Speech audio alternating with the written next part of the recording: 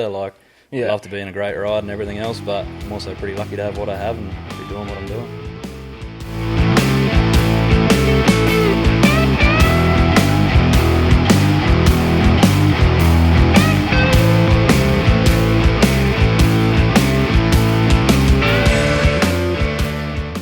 Yeah.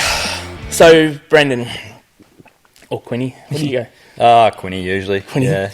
So, obviously, there's a bunch of like young lads that I'd love to see in a sprint car. You know, like guys like Ryland Furler and stuff like that, Tyson Martin, stuff like that. But with the greatest respect, being the older, you know, you're from an older generation and that, I always wanted to see you in like one of those big paid rides, but it just, for whatever reasons, it's never happened. Like, you know, have you seen how like the Williamson guys have been like, you know, tag the next driver and stuff like that? Yeah. Always wanting to like tag you, but I don't know, I just didn't want to like, I don't know, it just felt weird trying to do that too. Yeah.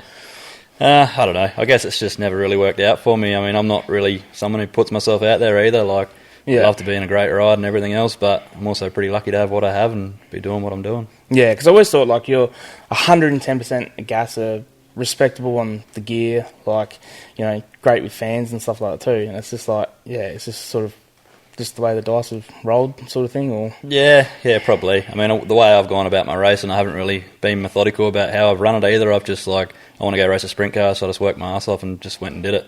Whereas a lot of other guys probably pathed out a 5-year plan and went after it in a methodical way, where I just like, I was living in the Riverland, had like a little laundromat that I was running, had a house, had my V6 and my truck and stuff like that, and then just, I think I went to Darwin with Matt for the Aussie title, and then I come home and I'm like, nah, stuff it, I want to race a sprint car, so I just sold everything. And then bought a sprint car, went to Roxby and worked, and went from there. Yeah, because I remember, like, you used to miss a few shows back in the day when you were in the 360 because you were away from work and stuff, hey? Yeah, and it was hard back then because everything was kept at Mum and Dad's place in Berry. So, like, I'd be working 12-hour days, 5 days a week in Roxby, so it'd be 60 hours. I'd finish work at 6 o'clock on a Friday and drive 6.5 hours to Mum and Dad's, work on the car there, and then get up Saturday morning, drive to Adelaide and race, drive back to Berry that night, get up the next day, do a bit of work, and then drive back to Roxby. I'd usually get back at like 11 o'clock at night, and then up 5 o'clock for work next day. Yeah, 60-hour weeks. So that race weeks, like I did 8 races that first year and I was worn out. Yeah, right. I couldn't do any more. So how did you start racing in like general, like go-kart, dirt karts? Yeah, racing in dirt karts. What style was that, Adka style? Yeah, Adka style, yeah. So my parents, they knew people who had kids who raced, and we ended up going out. I think they were the Philps, I can't remember now. And yeah, just went out and drove their karts after one meeting, and got hooked. I never really got into footy when I was younger. Ended up buying one of their karts and just went from there. Yeah, right. Yeah. And obviously, like, do you think you're a natural for it? I wouldn't say natural. I think there's more people out there with more natural ability than myself. But I don't think I've studied racing as much as other people have either. Like, there's some sort of natural ability, I guess. But yeah, I don't think I'm the bee's knees of it all. So how was your like go-karting career? It wasn't bad. I mean, I was always just flat out racing, not thinking about where I got to finish to put myself in a better spot later on. I just went out and tried to win every race I was in. So like I had a couple of state podiums, 4th in Australian title. So never got a 1 in go-karts, and I did it for 9 years, I think it was, in the end. Yeah. And you pretty hands-on like through that period? Yeah, when we first started, Dad did a lot of it, and then as soon as we sort of cottoned onto it, we would just like straight up the shed after school doing it, and then by the time he got home there was nothing left to do. So yeah, like love working on stuff. Yeah, so you had to earn it, sort of thing. Yeah. We used to go out like picking apricots in summer for my auntie and uncle, picking oranges in holidays, working after school to crash repair. I actually worked for Tim Wheeler in Berry, so that's Darren Wheeler's brother from DTM. Right. Yeah. So I worked for him for a bit. I used to wag school and go work there without telling Mum and Dad, just to get a bit of extra cash. It seems to have worked out in the end. So. Yeah. Well, I'm not going too bad at the moment, so it's all right. So hard work's like within you kind of thing? Yeah. So I think I started working in holidays and after school and stuff like that when I was about 8 years old. So just did whatever I could to get my hand on some money and then go racing. So none of it's been gifted to you, sort of thing. It's all been earned. No, not so much gifted. Obviously, there's been people who have helped me along the way. Like when I first got into racing, my parents sort of bought the truck which I got now. We just bought that as a removalist truck, and then my auntie and uncle, and they helped build the back of it when I was away working in Roxby.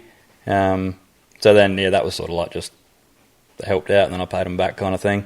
But yeah, not so much gifted.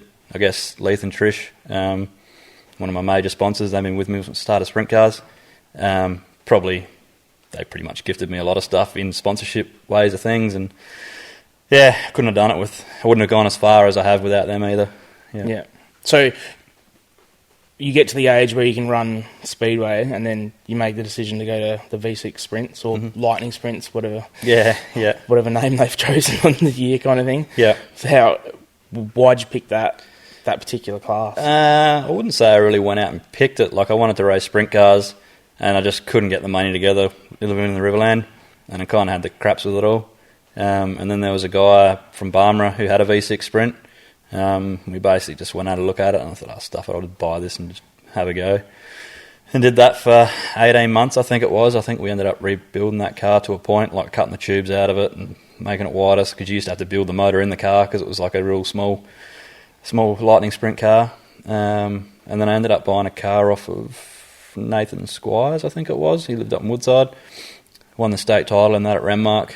And then, that sort of end of that year or season, I sort of sold out of all that and went to sprint cars. Because you came through like a really good little pack of guys in the V6 Sprint. Like there was you, Brad Keller, Matt Eagle. Yeah, those guys like Keller and Eagle were just in front of me. I think Brad was just getting into sprint cars as I was sort of getting into Lightning Sprints. He was still racing them a little bit, but just on his way into that next step. Yeah. So it seemed to be like quite a good little stepping stone that we had here locally. Yeah, it was. It's a good class. I don't know. It sort of seems to have lost its way a little bit. It just never took off, and I guess it's probably the second-hand parts maybe which held it back. Like the Wingless, you can obviously get your hands on a lot of sprint car stuff. Yeah. Whereas trying to get your hands on second-hand midget stuff is, very hard, especially in South Australia. Yeah. I heard that they're talking about changing the motor in those at the moment. Yeah, right. It's a hot debate. Yeah. I suppose it's just kind of the thing, like the Magna V6. I don't know how many of those motors can there be left in wreckers and stuff like that. So they're talking about going to a Honda motor or a Toyota Corolla motor. So which might then bring them in line with the stuff in New South Wales, I'm assuming. Yeah, it could do. Yeah. So then they can run different states. That'd be good. Yeah. So because there's a lot of guys that came through Lightnings too in New South Wales that stepped up. So something to do with the wing must help compared to... I'm not sure. I never drove a Wingless, so I couldn't tell you. I'm assuming the Wingless sort of drives a little more like a go-kart, except with its suspension, because you're sort of sliding it in earlier. Yeah. Whereas something with a wing, you're sort of driving it into a corner. Yeah. So then you make the decision to go to sprint car. So 360 first. Yeah. So obviously a fair bit of saving up to... Yeah, I wasn't so much saving. It was just selling everything I had. Basically just sold absolutely every asset I had and went away and worked and bought a motor off of Darryl Wright and a roller off of Matt Eagle, and I think I had a spare front end and a couple of radius rods and a spare wing. And then, chucked it in a removalist truck and off we went, loading the car with scaffold planks and all the exciting stuff.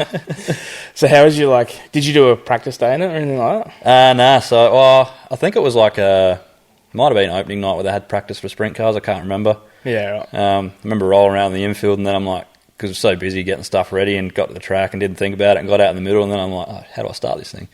So Matt was next to me and I'm like, what do I do? He's like, just turn the tap on when you get oil pressure, just flick the switch and you're off. Yeah, right. It's not too hard, but I just never took any notice by all the years I was working on them and being around them. I just never took much notice. There was no starter motor, obviously. Yeah, because obviously Lightning's self-start. So yeah, right. And then do you remember the feeling of that first firing? Yeah, I remember the feeling of the first firing, and then the first few laps I was woeful. I was just trying to drive it carefully and I was terrible. And I'm like, man, I'm never going to make it doing this. And I thought, just got the craps with it and just fucking held it wide open, and it got easier to drive, and then just pretty much learnt from there that you have to drive them hard. Yeah, they're not meant to be driven slow, eh? No. Yeah. That's one of the things, I've spoken on another podcast about it. I've heard a few guys say actually one of the hardest things to do in a sprint car is go 4 wide formation in them, because they're just, everyone's, sometimes you're not in, not intentionally banging wheels and stuff like that, because they're not meant to be driven like that. Yeah, well, they're going around slow. They're obviously rattling like hell because, that's just what they do when they drive slow. And then the ruts in the track, like the wheels just sort of take you where you go. And then, when you're 4 wide and crammed in on a tight track, it gets a bit hairy. Yeah. Isn't that one of the weirdest things in sprint car racing? You could run 2 or 3 wide around the boards and, no dramas. But then formation laps are one of the hardest things. Yeah. So then, obviously, you've gone into the deep end of, as far as speedway racing goes, there. And then, how'd you go learning setups and all that sort of stuff? Kind of just winging it along the way. Helped Matt out a little bit at the start, and then just kind of found my way. Had a little bit of help from Tony Bartlett early in the days when he had other guys driving for him. I was the PM customer back then, and so was he, so I used to ask him a few questions. And then I think it was the summer of 13 and 14. I was sort of between jobs. I was working for someone, and he's like, I got no work at the moment. You're just going to have to wait up for a while. And sort of cracked it because I wasn't racing during that period because I didn't have a 410. Found out Roosers were looking for someone.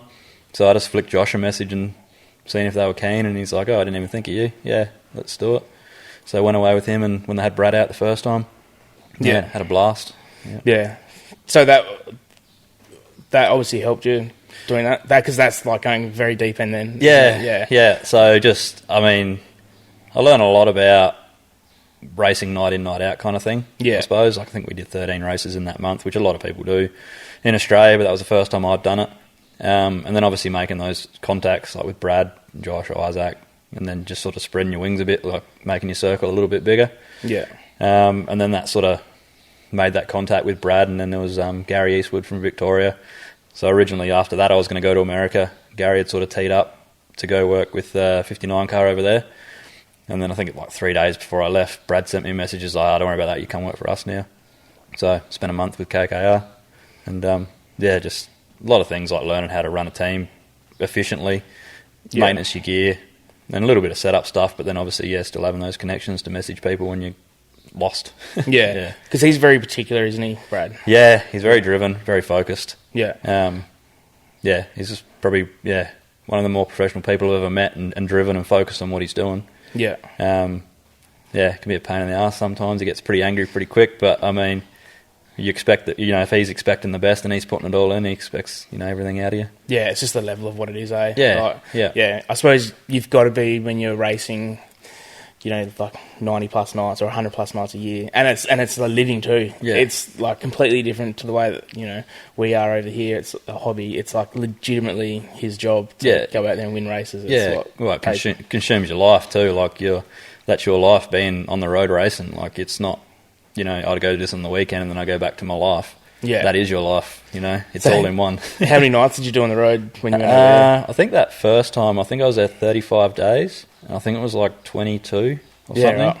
Yeah, so I flew into India, I reckon it was, and they got me from the airport, and I reckon we raced the next night, and then pretty much just straight into that month of money kind of thing, and it was full on. Yeah, right. I remember going to Lima Land, and that was the first track I went to, and I can't say it probably wasn't the best track in the world. I've never been back there again, but I still say it's probably one of the best places I've been, because it's the first time I heard sprint cars without mufflers.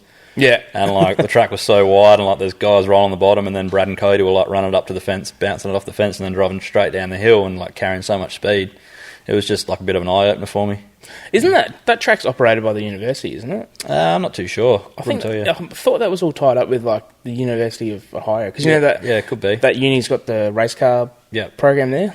You go there and literally do uni for race car sort of stuff. So a lot of guys end up in NASCAR and stuff like that. Yeah. I'm pretty sure that could be wrong, but I think that's all tied up with the university. That the whole venue, because then the guys who are there operating the venue are doing business studies within motorsport and stuff like that. So it's so it was a bit of a trip going to KKR. Yeah, it was good. I just went there as a tyre guy, so I got pretty good at doing tyres. Travelling around different races, seeing different places. All we seen was racetracks and highway, but it was still good fun, and it was great that year because there was the 3 teams, so there was Cody's, Brad's, Darren's, and a majority of the guys were around the same age. Brad's team, the crew chief was 28, I was 28, and the car chief was 26. So it made it enjoyable, like a good bunch of guys to be around. The 3 teams travelled together, so you hung out together. Yeah. Just made it like good because I'm pretty quiet. I don't like meeting people, so when you got like a bunch of 10 guys where you're around all the time, you sort of got a group where you feel comfortable. Yeah. So that was a big thing. And you're the token Aussie as well. Yeah, the token Aussie. Yeah. There's always one over there, eh? Yeah, we went to Canada and they were like playing tricks on me. We went into the restaurant and I didn't realise there was a French part of Canada and not a French part of Canada. Yeah. And we sit down and the waitress comes up to me and starts speaking French and I look at the menu and I'm like, the hell am I going to do this? And then like Brad and Rachel just start laughing at me and they're like, nah, flip the menu. Yeah. Right. And then, we were trying to come out of Canada and I think I was with Pittman in his motorhome and I reckon Brad was following us maybe. Anyway, we pulled up to the border and they waved us like through this area and we couldn't get through there and I had to move this cone. And Darren's like, I just jump out and grab this cone, move it. I jumped out, grabbed the cone, and then like these guys come running out with guns and they're like, get back in the vehicle, like going off their head. And I shat myself. I'm like, I'm not getting stuck in Canada. So like, they ended up asking like a million questions and let us through. But yeah, I just freaked me out when they come running at me. I'm like, man, I'm just an Aussie. I just want to go home. Yeah. So did you get to go to KKR headquarters? Not the first trip. So I ended up flying out of Des Moines the first year. And then when I went back in 2016, I went there twice, I think. So we had it was a different schedule sort of thing. There was a break, so we went back there for a week, which was good. They're pretty impressive sort of premises they got there and a shop and all that. Yeah. Got to go to Millbridge because a lot of guys on the crew had like go-karts and they went out there on a Wednesday and raced them. Yeah. So did that, and I think when I've come home, I drove Brad's motorhome back from Knoxville, back to North Carolina, and then I flew home from there. Yeah, right. Yeah. That's a pretty cool little honour. Yeah. Yeah, that's a big deal over there, eh? The motorhomes. Yeah. Like it. And it's sort of, it's a big piece of like the way they get around, isn't it? Definitely. Like, it's like that's their home. Yeah. I remember hearing Brian Clausen had said one of his biggest achievements was buying his motorhome outright. Yeah. With his like race winnings. Yeah. And at the time, I was like, it didn't make sense to me. And then like thinking about it later, I was like, oh, that makes total sense that he's like quite literally living in that. Like, there's no point in someone like him owning a home in any town because he's just on the road too much. Yeah, he's going to race that 200 times that year. Like, you're never going to be anywhere. You're going to be so all the time. They're they get pretty epic these days too, eh? Yeah. They have to be that way. Oh yeah. Yeah. Especially like I was talking about the other day, like how all the trucks now, everyone's getting showers and stuff in them, and like it's just all that stuff's just changed. Like even look at caravans on the road these days, man. Caravans are just hectic now. Like, especially when you see some of them like 300 grand and stuff. Yeah, it's getting carried away. Not my cup of tea. No. I hate them on the road. Yeah, they're always doing 90 or something. Yeah. So obviously you've taken a lot away from like spending that time with those guys. Yeah, just different learnings, I suppose, about and seeing how people do things differently. I can't say I learnt a whole lot about setups, but definitely a lot about how to run a team, how to maintain cars. Yeah. And then the contacts, obviously, is where you learn your setup stuff when you get stuck doing your own racing. Yeah, so more of like the admin side of a team, like, is that what you mean? Like, no, like just maintaining a car, quickest ways to do things if you're going, washing after the race, how you strip your car, how you set your car up so you can just do it easy. Yeah. I mean, we only do 15 races a year, but sometimes they're packed into a tight area. Yeah. And then, just presentation and that sort of stuff. I like to have my stuff reasonably well presented. Yeah. So, just things like that. Yeah. So, how did you get tied up with Metro Holden back in the day? Because I was working at Metros at the time. Well, yeah. Yeah. Yeah, so sort of my brother used to work for him years ago. Yeah, right. And then I think Dave Gross used to sell Frank, car models. Yeah. He was into racing. Yeah. And then I think my brother teed it up to go down and see him and just went up and met up with him and had a chat. And is this with Frank? Yeah, with Frank, yeah. He's a legend, eh? Yeah, he is. Yeah, he's top bloke. He was a big influence, like, getting me going too. Like, their help early in the days was great. Yeah. Just started out with a little bit of money, sort of drip fed in. And the next year was like a lump sum, and then I crashed, and he's like, I want to help you out. Like, I know it's a big hit. He helped us out a bit more, and I can't remember how long that relationship lasted. I think it was 3 or 4 years. Yeah. Yeah. And then sort of Speedway City started to fade off, and Holden sort of stopped manufacturing in Australia, and it all just fell apart. Yeah. Yeah. Yeah, it's a shame, like that. It's such an iconic, like, piece of Port Road there as well. Yeah, like, definitely. It's just gone. Yeah. So no, he's an absolutely ripper bloke. He's like, it's full blown like business guy, but like loves having a laugh. Like he'd come down the workshop and talk to everyone. Yeah. Like and then he's flying around the country and doing whatever, but he'd come and shake everyone's hand and stuff like that too. Like it's just that sort of like speaks volumes of like that family sort of thing. Ripper guy. Yeah. That's one of the things that's so hard in this game, is sponsorship. Yeah, oh, absolutely. Yeah. To get good sponsors and keeping them as well. Yeah. I mean, I don't think I'm the best at it either. I've probably been lucky with Leith and Trish that we sort of created a bit of a relationship, and it wasn't all about just, winning and doing all the rest of it and them selling, they used to have cabinet making business. It wasn't all about selling kitchens. It was about what they got out of it, I guess. Yeah. They still own the motors, or 2 motors now, and they've been retired for 3 years. So, and then like sponsorship's just not my money either. Like Leith's helped out around here. A lot of the stuff I did on my house and yard and stuff, he's been here doing it with me, teaching me those skills. I like to say I taught him, but he doesn't believe that. Yeah, because like who's doing all your social media stuff? Is that you or? Yeah, just me. Yeah. So it doesn't really do much. Yeah, because you're not like, even like this, like you're not, you don't really want to talk about yourself, do you? Like, no, you're not. No, it's not my cup of tea. Yeah. So you struggle with the social media sort of stuff? Yeah. I mean, I've never been really someone to go and talk about myself to people and talk myself up. Yeah. I just go to work and, if people notice it, they notice it kind of stuff. Yeah. It's probably why I haven't gone as far as I could have, maybe, I don't know.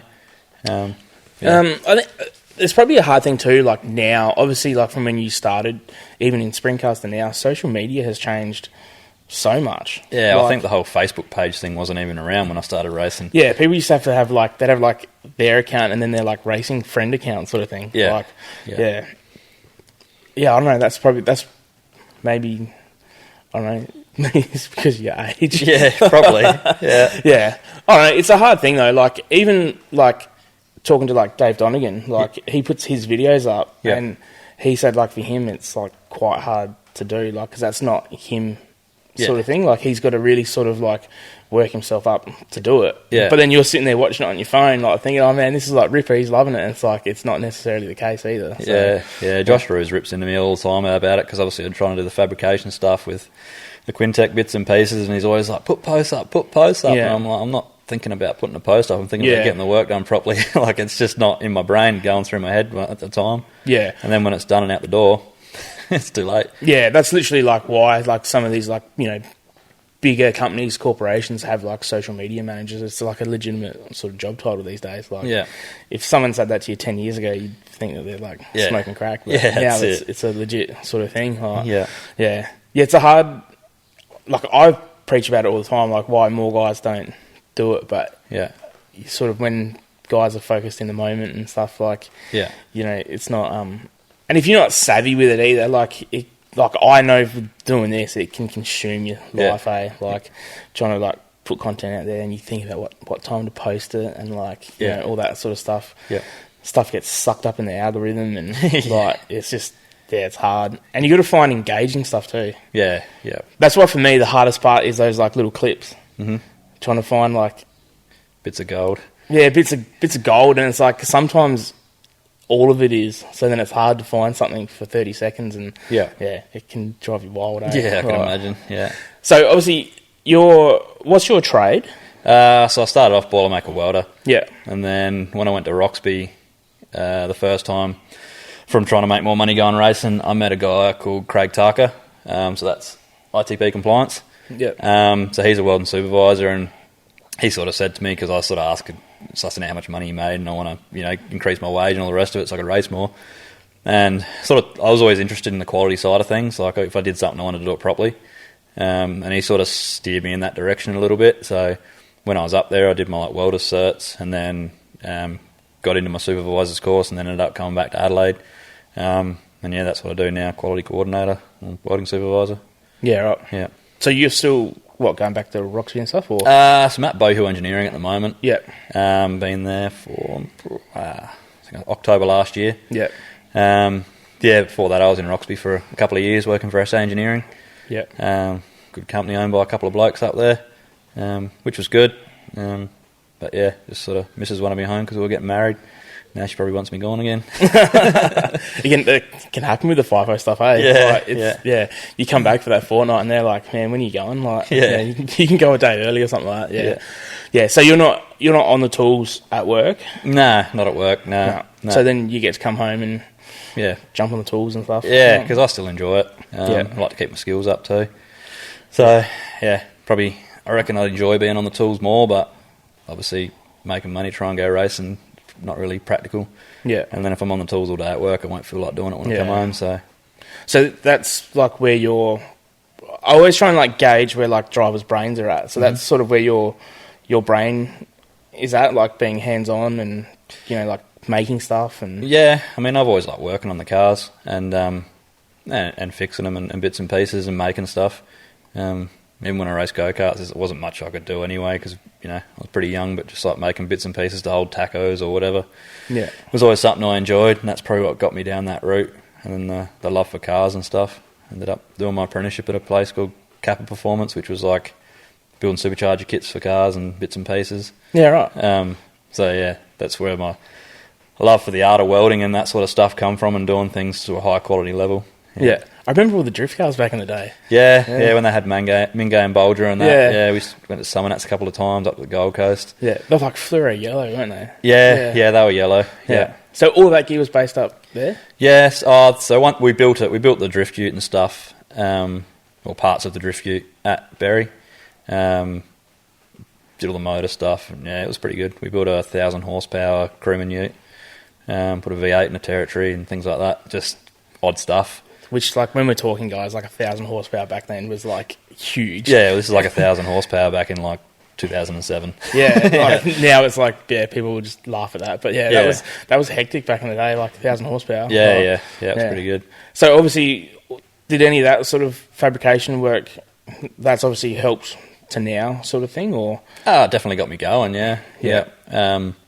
Just learning how to make things in jigs, learning how to, because you basically build a kit for a car comes in and you got to pad it out.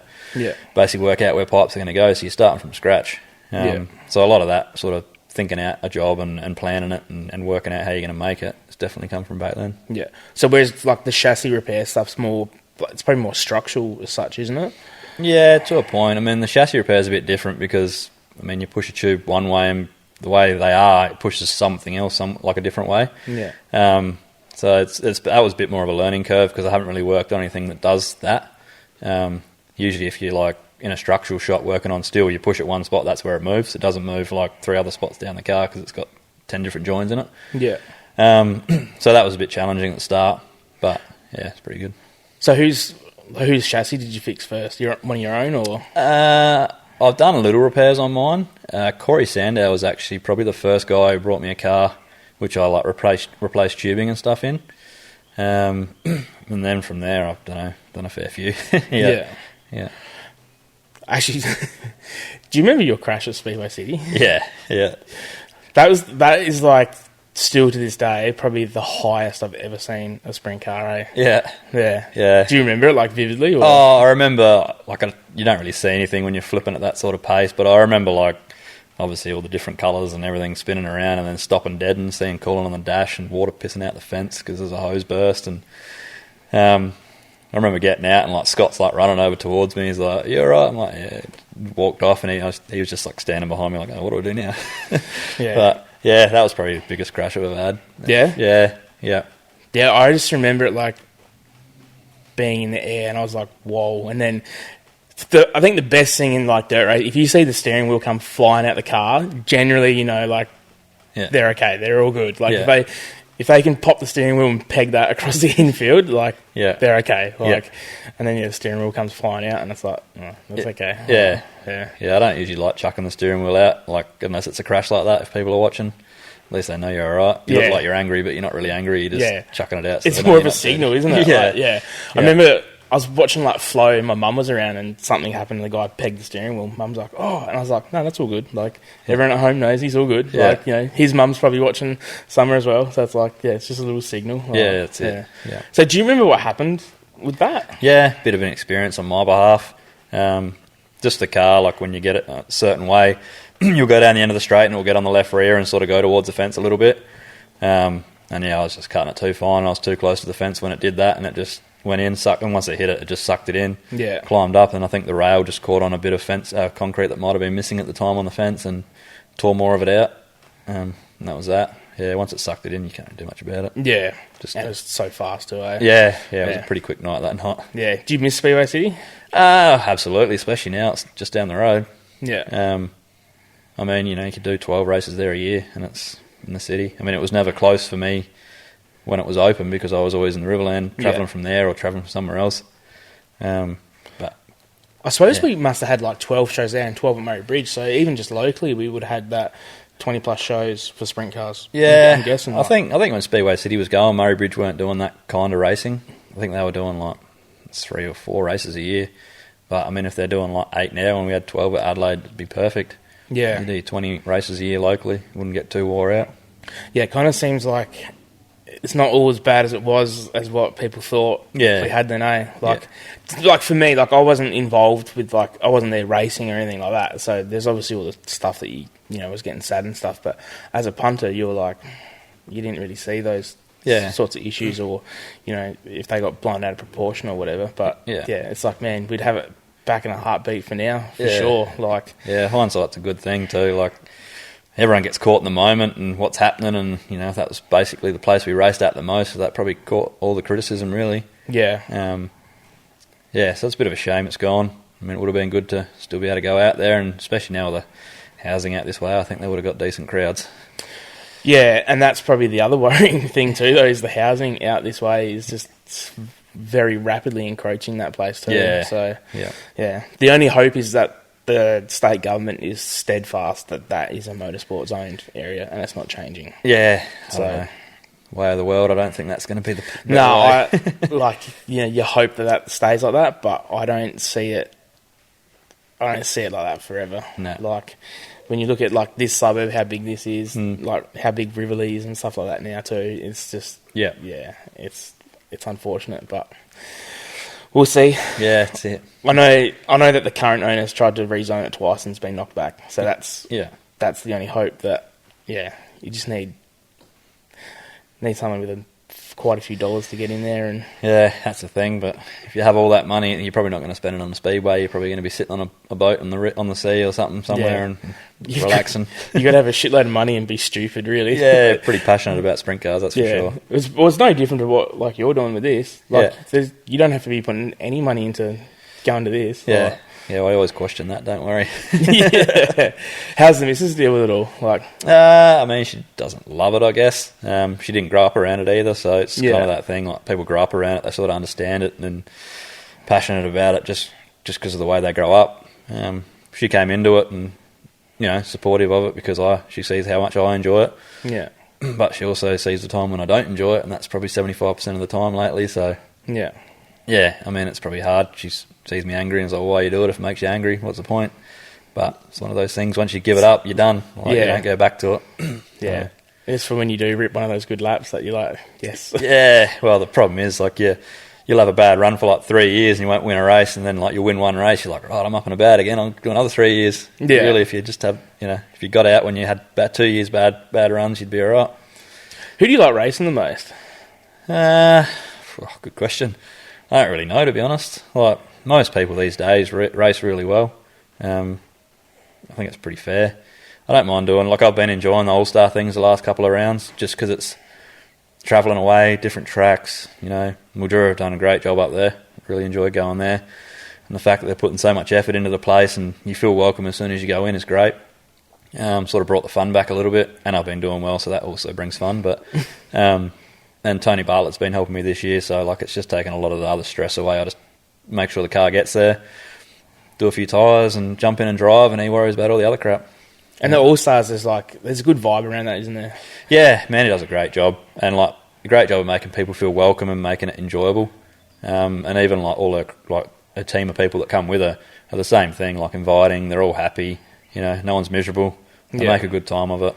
Like they know what it's about. Like they know, not everyone can be at that top level, professionalism where it becomes like a job, which it does. But obviously, there's still people that take it seriously but want to enjoy that other aspect of racing where bit more relaxed. Yeah. I like the sort of stuff that she does with like all the like little contingencies that she does. Like, you know, you'll finish 10th and you'll get something, and 14th you get something, and like it's not all just about like the top 3. It's like there's a good range of stuff like throughout the field, sort of thing. Like, yeah, it is good, and I think she understands that, like, you know, not everyone can win, and it doesn't matter if you're winning or you're coming 12th or 14th or whatever. You're still putting the same effort and the same money into it.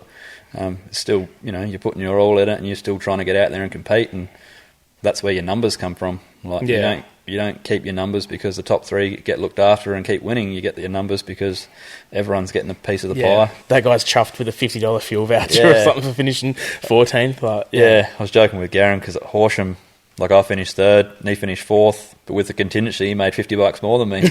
I'm like, what the hell, man?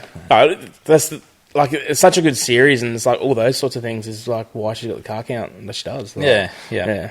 So you're doing the whole series? Yeah, that's the plan. Yeah. So that was the plan from the start anyway. When I approached Tony to help me as well, that we try and do that full series, because it sort of worked well with us. Even when they had the South Australian rounds, it was perfect, like 8 rounds, 2 rounds in South Australia. It would have been awesome. But now, it's 6 rounds, but a lot of them aren't too far for us. I think the longest haul will be Moama maybe. But I was going to Simpson anyway. I was going to be over in Warrnambool doing the Warrnambool race anyway. So really, like, we had Mildura, Horsham, they're both like 4 or 5 hours away. You got Simpson and that, where I'm already over there. We go back to Mildura and that other one. So for like a series that pays 10 grand a win, I can't remember what it pays, finishing the top 10, but like you looked after really well. And there's still that, you know, I think it's $300 to start. I mean, you don't get that many places anymore. Yeah. So what are you doing with the 410 over Christmas? Probably try and do Speed Week. And then after that, I'm not sure. Other motors waiting on valves still. If they don't come through, I'll probably be sitting up on the hill during Classic Week. But I'll just have to wait and see what happens. I was looking around for a motor to possibly lease, but I mean, it's hard to find. Yeah. And that's a gamble, isn't it? Like, yes and no. I mean, depends who they are, and if you know who they are, and whether they trust you with their motors. The other thing. Yeah. I mean, it's, you know, $60,000-$80,000 motor, and they're giving it to someone to use. All well and good, they're paying for it, but you know, you still got to entrust that they're not going to do anything stupid with it. Over rev the guts out or something like that. Yeah, run out of oil. So you got 2 410 motors? Yeah. So Leith and Trish own one, and then mine's the other one. Yeah. And that's a way of getting work. Sorry? That one's... Yeah, so that's at Maxwell's at the moment. Yeah. Just the way parts are at the moment. It's just a lucky dip whether they turn up or not, really. Yeah. Hope they're here, but if they're not, well... Yeah, I've had that conversation with Pete, and it's... like, it must not be an enjoyable role for him at the moment with all that sort of stuff. It'd be a nightmare having a business like that at the moment, and, you know... Obviously, he'd have people asking him all the time for his engines and his stuff, and he'd just be sitting there pulling the last few grey hairs out he's got. That phone, man, that was just... Yeah. Great service from him, though. Like, yeah, I can't fault it. Yeah, he's been good. I can't remember when we started going there. I think it was like 2016 or 17 or something like that. And he's been good since then. Even Chad, you know, Chad's good when you're at the track, and he's usually there as well. So. I was interviewing Chad at Whyalla the other week, and someone had an issue, and Chad just goes, "Sorry, I'll be back," and just stopped and went off and like helped him. You know, I've got no problems with it at all, because that just speaks volumes as the kind of guy he is. Yeah. He's just like, "Nah, sorry, I've got to go." Like, and it wasn't even a Maxwell's motor. Yeah, right. It was just like he had to go, and like he heard something, and off he went. Like, that'd be the worst thing for those guys going to a track like that, eh? Like, well, not a track like that, but just any track when they, you know, I spoke to Pete at Murray Bridge the other week, and I said, "Can you like hear stuff?" And he's like, "Oh yeah." He's like, "I hear all of it," and it's like, "Oh man, it must do your head in as well." Yeah, like, that can't be enjoyable at all. Like, so 2 rounds Murray Bridge, Mount Gambier. Oh, is there a day off? They had a day off. No, Mount Gambier straight up after. So 26th, 27th, 28th. Yeah, so 3 days out, and then night off. Yeah, and then Avalon, and then. When's the also round? So that's on the 2nd of January. Yeah. So that's the one we'll sort of suck it and see. Like, if we're in the top 10 in the Speed Week points, we'll still do Warrnambool, but if not, we'll probably just park up and change the motor out. Yeah. Rather than risk leading the All-Star, so I don't really want to risk that.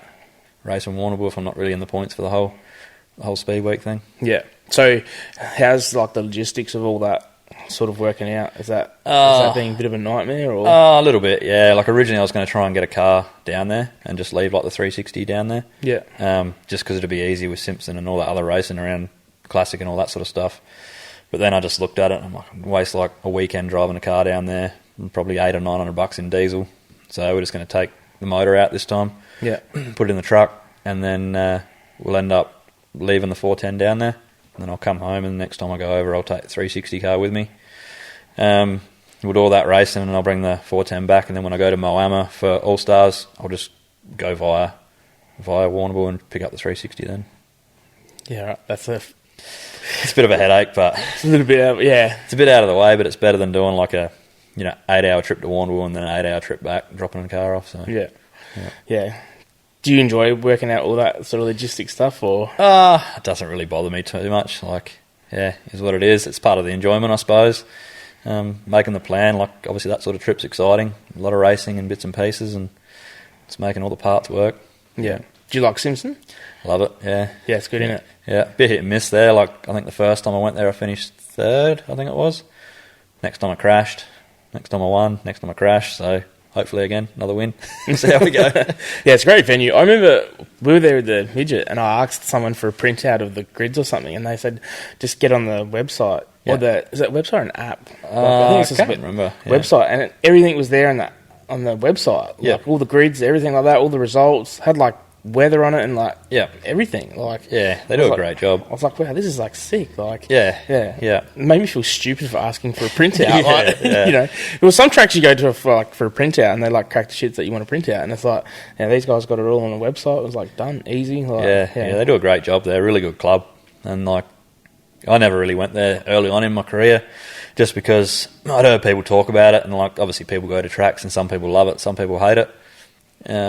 And I thought I'd just go there one year and have a go. And, love the the shape's odd and different, but definitely love it. It's a dynamic. I'd only ever seen it on streaming, and I'd had no idea there's that much banking in it. For whatever reason, the streams sort of don't really pick that up that well. Yeah. But when you actually if you go out in the infield, it's like whoa, like it's hectic. Yeah, like, 3 and 4 is really sharp and really banked. Yeah. So that's why I enjoy going to places like Simpson and Mildura. Just mainly because you can see the work they've put in and you want to support it. Like, the people we need to get around. Like, if they're going to put all that effort in and do a great job, you need the cars. You got anything coming up at Portland? I haven't really put anything too much in. I know they got some racing there after Christmas. Yeah. So if it all works out, I'll try and get over there. Yeah, because that's like reshaped and rebanked now, and like that's killer. Yeah. Yeah. I even though I used to live in Magambia and I'd never been there until a practice day last year, and man, I can understand why the 500s love that joint, because that's like a legit bull ring. I love bull rings, so that's my favourite sort of style track. So Brock's been at me to go over there because obviously it's his hometown now. Yeah. So we'd like to get over there at some point and just see how it all fits in. Yeah, it's there's a sprint car there. Yeah, I think one of the stores might have been practicing their sprint car there, and it's cool, man. I really rate it. I'm spewing that I won't get there for midget week. Yeah. Have you ever thought about driving anything else? I thought about driving a midget, but it's the kind of thing like you have all the sprint car gear. You're not going to go out and get midget gear. Yeah. There's not like a heap of rides just floating around where you can just jump in it and drive it for a few meetings. Yeah. It's about as far as it went, really. Yeah. Yeah. But is it that's something you want to do though? Like if someone said, "Hey, come drive my midget," you'd do it? Yeah, if someone said, "Come drive it," as long as it's a safe car, I'll do it. Yeah. Do you care what you'd race? Nah, not too much. Nah. There's some other classes out there that'd be good. Don't know. Yeah, if I drop back, I'd like either a midget. That's probably it, really. Other classes, maybe one hit here or there, but not really anything too much. One of the things I've been kept on saying is in some regard, you sort of, if you're dead set about racing, you're kind of stupid not to go down the Wingless road, Yeah. With how much racing they actually do, and around the country as well. Obviously penning your budget and everything like that. They got so much racing on. Yeah, you can race every weekend if you want to. Yeah, pretty much. Yeah. That's not. You wouldn't want to go backwards as such. Not so much, no. Just because racing a sprint car, I've enjoyed that, and also enjoy working on them. Yeah. So if I was going to do anything apart from racing, I'd probably just work on sprint cars. Yeah. Just because I get enjoyment out of that side of things. I probably would enjoy working on sprint car more than I'd say racing a wingless, and that's no disrespect to wingless, but if I came up through that category, I would have loved it, I'm sure of it. Yeah. Yeah. Yeah, I wonder how a guy like you would go in a wingless. Like, because it's like really stiff competition. Like, there's be no guarantee that you'd be up the front of it or anything like that with... No, it'd probably suck. Yeah. I don't know. Be interesting. Yeah. Someone should throw you in for a night. And, so I can make a fool of myself. You'd be right. Yeah. So one of the sticking points probably with like the 360 stuff at the moment is the LS stuff. What's your thoughts on it? Oh man, I haven't really dived into it too much. I kind of think it's one of those classes. It's just typical of Speedway. It'll come in at X, and then it will end up basically what a 360 is now anyway. Yeah. Because when I started 360s, that's what they were. They were that entry level class, and then things changed and developed, and next thing you got 700 horsepower motors and all the rest of it. So I don't know. If it gives someone a stepping stone from wingless, if that's an option for them, I think it's a good thing. Whether it should have been that and trying to amalgamate the two classes, I'm not sure. Wait and see, I guess. Yeah. In my mind, it's great, but it sort of doesn't seem to be working out that way, and it doesn't seem like everyone's favourable for him either. Like, it doesn't seem like the pro LS guys are, with the 360 guys either. It seems to, I don't know, it just hasn't... Still a bit of a divide. Yeah. I mean, obviously the motors are still competitive against the 360s. Like, Pesca ran one at the Aussie title. I think he ran 6, and he'd never run one before that weekend. So obviously they work. And I mean, if he or someone like that had to run them consistently, then they probably would have been, a bit better. They would have known their motor, their setups, the gearing just that little bit better. Yeah. But yeah, I don't know how it's all going to work out, to be honest. I would have thought bringing in a smaller sort of motor and copying something they have in America would have been better, but I don't know. Like the 305 or something? Probably like the 305, yeah. I'm not sure what they cost and everything behind that. But this is what I was talking about the other week. The guy who builds them in America, say American dollars, they're 35. Yeah, right. Yeah. Which is like still hectic money. So by the time you get that out to Australia, that's probably... Yeah, it's not viable. That's probably still a $50,000 motor. Yeah. So it's like, there's not... I mean, we keep talking about costs in racing, and it's like, it kind of goes against the whole thing of racing. Yeah. Like, you're trying to push the boundaries and go faster and stuff like that, and then at the same time we're talking about, cutting the costs of doing that. Yeah, but you're also trying to create levels of racing where people can grow through. Yeah. Like, not everyone can go from a go-kart to a sprint car. Yeah. I mean, you got to work your way up, you got to get noticed, you got to, have some people sponsor you. It's just, it's not an easy road for a lot of people. Yeah. You either got to give up your whole life and have a go at it, and if you come out the other end on the top of it, you've done well. If not, you suck, basically. You don't have a house, you don't have anything, you're just there with a bag. I think the hard thing is too that we don't have any like local V8 engines that we can use like they do in America. Like, they can go to the wrecker and pull a 305 out of something, and they can pull an LS out of something. Yeah. Like, we don't have that option here to do that. Yeah. Like, I think even in Pennsylvania there's another class like 347s or something like that. Yeah. Like, but that's like wrecker motors that they can go and get out of stuff. And it's like, we don't have those options to do that sort of stuff. Like, like even like the V6 stuff's not locally produced anymore. Yeah. There's nothing locally produced anymore. So it's, we're lucky in the sense of like the 410s and stuff like that, companies like Brodix keep making blocks and stuff. But if they turn around one day and say, hey, we're done, like, I don't know what we're going to do across the board. Yeah. Like, I suppose someone will have to reach in their pockets and make one themselves or something. I don't know. Yeah, who knows? Yeah, it's above me. It's such a weird thing, isn't it? Like, we'll have like electric sprint cars or something. Don't say silly stuff like that. There's a midget band in America. Yeah, right. Yeah, it was running indoor stuff. Yeah, it was like so fast that they banned it. Yeah. Right. Yeah. Did you hear Donny Schatz talk about how a sprint car has no emissions? No. Someone put a sprint car on an emissions control and it was zeros. Yeah. Because it's methanol. Yeah. Which I was like, when you're thinking about it, like, that kind of makes sense. Yeah. Yeah. It's probably just all the other factors of racing them. Yeah. Yeah. So where do you picture your like your career ending up as such? I don't know. I thought it was going to end kind of short, like soon, but that's hard to say. As long as I'm still enjoying it, I'll probably keep it going, but I don't want to keep going forever and just be running around not enjoying it. Yeah. I guess as soon as the fun stops, the racing stops. Yeah. Obviously, it's not fun all the time, but there's definitely a time where you'll get to it and you'll be like, hey, I don't feel comfortable in the seat anymore taking those risks or doing this or doing that. And once you lose your nerve, you might as well just park up. Yeah. I always had dreams of putting someone else in the car, but I just don't think it's something I could afford anymore. With all the prices going up, I mean, it's hard enough to keep racing myself, and then you bring someone new into it. They might deserve the opportunity, but they're also going to crash a lot along the way getting up to speed. Yeah. So it's a big investment to, say you invest in a young person and they go out and crash your car a heap of times, and then after 3 years and they're up to speed, they're like, right, I'm off. Well, you just invested all that money in them and you got nothing left, and there's nothing to hold them to you either. Like, it's just a risk you take. It's probably a big reason why people don't take those risks around here.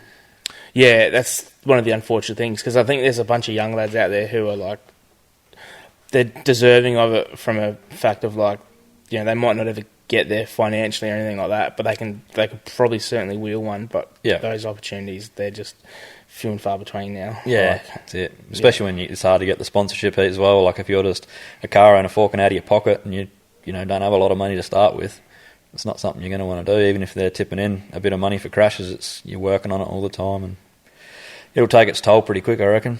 Yeah, especially with like the crowd numbers probably aren't there. Like people, like sponsors aren't. Well, they're not willing just from the get go now in general. Yeah, and the problem is like no capital city track. Like it's hard to find sponsors that are around Murray Bridge. Like no one's going to want to sponsor a car from Adelaide because no one from Adelaide goes to Murray Bridge. Well, they do, but not the people, like the amount of people they're thinking of. So what do we? The only metro track now would be Perth, wouldn't it? Archerfield's gone. Eastern Creek's whatever's happening there. Yeah. Nothing in Melbourne. We don't. Oh, I suppose Darwin. Darwin. Yeah. Darwin. That's, you'd classify that as metro, wouldn't you? Yeah, I'd say so. Yeah. Yeah. So that's just the corporate eyes aren't there, are they? They're not on it. Yeah. Yeah. Then you're relying on fans to turn up to the track and promoters to pay for the prize money and sort of fuel the sport. It just gets hard. It's never going to get to that V8 supercar level that way. Yeah. Yeah, it's such a I hate supercars. Not my cup of tea, eh? Yeah. I can't watch it. It's not. I don't know. It's not. I can watch like pavement sprint cars and stuff, but that's, I don't know, just not circuit stuff. Yeah, it's just not. Yeah. You haven't wanted to do anything like that? Nah, not V8 supercars or anything like that. Doesn't interest me at all. No. Yeah, that's not. There's just something about these, eh? Like they're just so like raw, but they're kind of. The setup stuff can get crazy though, can't it? Like in terms of how to set one up, like like stagger and offset and all that sort of stuff. But then they're also kind of very basic. Yeah, I mean the idea around torsion bar setup and all the rest of it, and how the whole thing's set up is a real basic sort of, I guess, prehistoric way of looking at things. But then the way you can churn them is sort of indefinite. There's so many different ways you can get the same result or a different feel, so it's quite easy to get lost in it too. Yeah, have you got lost before? Oh yeah, I'm lost most of the time. So with Quintech, is that something you're looking at, like going sort of more full time with eventually, or is it just sort of like just seeing how it goes, sort of thing? It was just something to do in the shed at home. I was sort of started it joking around when I was working in Roxby. I was just shooting the shit in the office. One of the other supervisors, and I was talking about how I was making stuff at home, and then came up with the name Quintech, and that was just a bit of a running joke for a while. And then just, more people sort of started to come my way, so that's when I started the Facebook page and stuff. But, I mean, where it takes off and where it goes, I don't know. Just sort of see how it all works out. It's not something I can make a living off, nowhere near. No. Especially with, the amount of racing in South Australia, there's just not enough. Yeah. And then you're like doing everything, like you're doing shocks, chassis repairs. Yeah, so rebuild, tune shocks, chassis repairs. I've been doing steering boxes. Yeah, you name it. If I can have a go at it, I'll do it. Yeah, make crash bars and bits and pieces. Yeah, right. Yeah. I always find it interesting making crash bars, I don't know why. Yeah. Yeah. Any time you want to come do it, mate. No, you're right. You do not want to see my welding, eh? Yeah. How do you go with the shock stuff? Because the shock stuff, like, it amazes me, eh? Yeah. I mean, I'm no shock. I wouldn't call myself a shock guru. Like, there's a lot of people out there who've been doing it a lot longer or a lot smarter. But that definitely interests me. It's totally different to anything I've ever done before. Obviously, coming from somewhere where you're just welding shit and bashing shit around, it's more finicky. It's, you know, everything's got to be clean, everything's got to be perfect. So it's definitely interesting. I've learned a lot. More so running my own car and then changing things. You sort of understand different things. Yeah. But yeah, it's been good. Because that's probably like one of the biggest like technological advances in sprint cars in the last probably 10, 15 years. Yeah. Maybe less is the shocks, isn't it? Yeah. Like that's changed rapidly, hasn't it? I'd say so, yeah. Like I don't know too much about when the other shock brands got into it, like, you know, with CSI and bits and pieces, but I remember like Factory Cane coming out big, and I think they've sort of changed the industry massively since they've come in. Developed a lot of products and just changed the whole way things are looked at. Probably even guys getting like shock dynos in their truck too. Yeah. Like being able to do that on the road compared to having to like buy and order what you wanted to then being able to just rebuild in the truck. Yeah, well, being able to check your own stuff to see if something's gone bad. Like back in the day, you just pushed it in and out, and if it didn't feel right, you put another one on. And then that was just what it was. You never had a dyno to gauge it or to understand what was going on. What about the old theories of like guys who like put them... Yeah. Depends on who you talk to, upside down or whatever too. They have all those like weird theories and stuff like that too. Yeah. Do you understand all that? I don't really understand those theories. I understand like the weight kind of thing of the body, like either being attached to the car or being attached to the axle. That's about it. Yeah. Yeah, I've heard some like pretty like wild thoughts and stuff, and it's like it's truly beyond me. But yeah, I still find it like interesting that like I don't know. I love all that sort of stuff about racing. You know, how guys like think outside the box and willing to try something. And yeah. It's funny too with racing. Like if someone goes outside the box and they like win with it, guys just jump on board real quick. Yeah. So how many sort of shocks are you like rebuilding? It varies. So like I've only got like a bunch of guys which I'm doing stuff for at the moment. I repaired a couple of Jack shocks the other week. I got Brendan Guinn's here. Done a little bit of stuff for Corey Sandow, and then just whoever wants their stuff checked, basically, dyno or whatever. I only really stock parts for FKs or for pros. I don't get into the tuning of pros because they're just time consuming. So I've just left that alone. Yeah. Yeah. And then how many sort of chassis repairs you got going on at the moment? At the moment I've got Bronson's car in there, which he crashed last weekend at Mount Gambier. I got one in there for Josh Roos, which is mounting some panels and bits and pieces on. One of Brent Fox's I just finished. And then mine over there I just finished a little while ago. So do you keep your 360 410 separate? I have been this year. Yeah, I hadn't the years before, but it just sort of come about that I could get a bit of help to put the 360 car as like a complete thing. Yep. And it hasn't really worked out being easier for me so far because I crashed one and then fixing the other and changing the motor out of this and that. It just haven't had two cars sitting there ready to go, which made it easier, but I mean it will get easier at some point. So was that Murray Bridge the other week, that one? Yeah. So something broke in the front end, I think, and just went straight in. So I ended up cutting most of it apart. And how quick were you onto that, like the next day sort of thing? Or Nah, that sat there for a little bit because I was a bit over it at that point, and I had other cars in there I had to fix as well. I had Ricky's, I had one of Corey Sandow's, I replaced the front rack in. So that was more important for me to get them done, and if I needed to put something else together for myself, I could have. Yeah. What's the bench that you've got? Is that... So I basically I've done a few different designs since I started. I made this massive, like 3 metre by 2 metre bench, and that didn't really work. So I went down the scrapyard and bought a couple of like old RSJs, like the big I-beams, and cut them up and basically joined them together so they're dead flat under where the rails go. Yeah. That's what I work off now. Yeah, and that seems to be working. Yeah. Well, then when I did the extension and Jamie Hendry did the concrete, I sort of concreted hold down points into the concrete as well. So I could actually strap the bench down, and then like it was all just solid as rock. Yeah. Yeah, you would have seen that in crash shops too. They got like the chains hanging out the floor and stuff like that. Yeah. Yeah, I used to trip on them all the time. Yeah. It's either that or the tree at the front. Yeah. So like generally like crash shops got a big old tree at the front, throw the chain around that and pull that and yeah.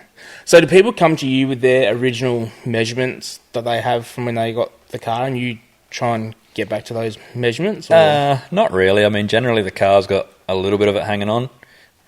If it doesn't, like I put a front clip going back a while for Matt Kennedy on his Wingless.